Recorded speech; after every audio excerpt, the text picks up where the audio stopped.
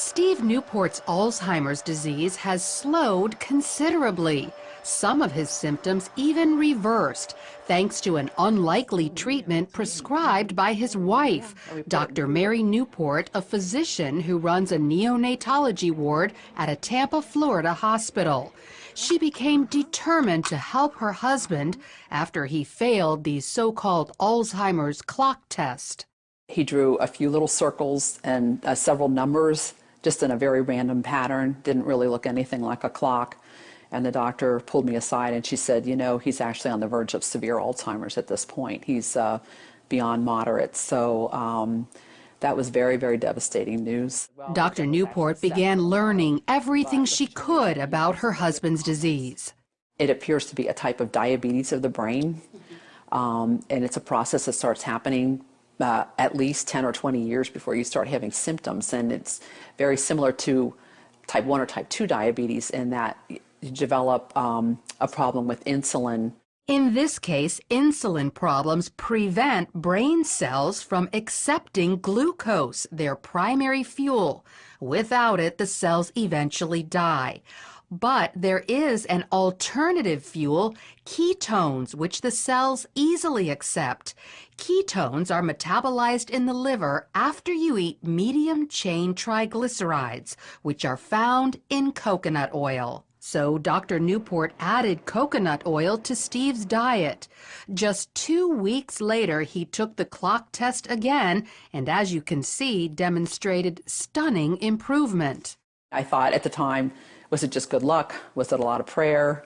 Was it the coconut oil? And I thought, well, we're going to keep the coconut oil going. Then 3 weeks later, he took the clock test a third time and continued to get better. And it wasn't just intellectually, he also improved emotionally and physically. He was not able to run. He was able to run again. He couldn't read for about a year and a half. But after somewhere around 2 or 3 months, he was able to read. Instead of being very sluggish, not talking very much in the morning, he would come out, you know, with energy and talkative and joking, and he could find his water and his utensils. Dr. Newport documented Steve's success in a book called Alzheimer's Disease, What If There Was a Cure? She received this stack of thank you letters from other people whose loved ones' Alzheimer's was helped after they followed Steve's diet.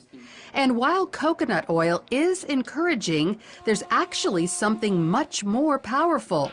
A team of biochemists led by Professor Kieran Clark at England's Oxford University have developed a ketone ester that packs a punch 10 times greater than coconut oil.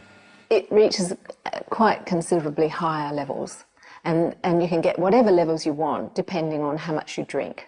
The problem is they need millions of dollars to mass produce it. Very expensive, and so we can't make very much of it ourselves. And what we would like is funding so that we could actually scale up and make it. But of course, there's no real profit in manufacturing stuff like that. So until a high-potency ketone ester is available to the general public, coconut oil is still a good ketone source. Just make sure it's pure, non-hydrogenated. Avoid any hydrogenated oil, which is the same thing as dangerous trans fat. Many people avoid coconut oil because they think it's bad for them, but it's actually very healthy. Dr. Beverly Teeter is a researcher at the University of Maryland who specializes in dietary fats. She says years ago, coconut oil was criticized for raising cholesterol, but scientists have since learned there are 2 kinds of cholesterol, LDL, the bad kind, and HDL, which is very good for you and is the kind coconut oil raises. So they put out the message that it increased serum cholesterol, but the truth of the matter was it was helping the profile of the serum cholesterol.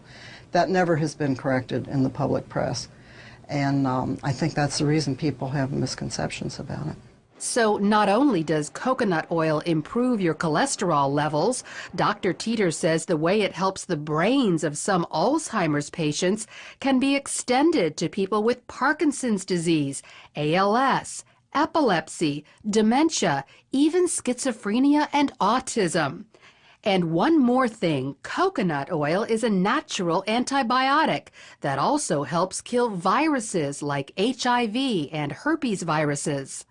But the coconut oil tends to keep the bacteria down so that if you're assaulted with the virus, your immune system can concentrate on the virus. It doesn't have to concentrate on 27 other bacteria that you may have been exposed to that day. So consider coconut oil to improve your overall health and perhaps even go so far as to stave off life-threatening diseases. Oh, yeah, that's good. Lori Johnson, CBN News. Food a lot.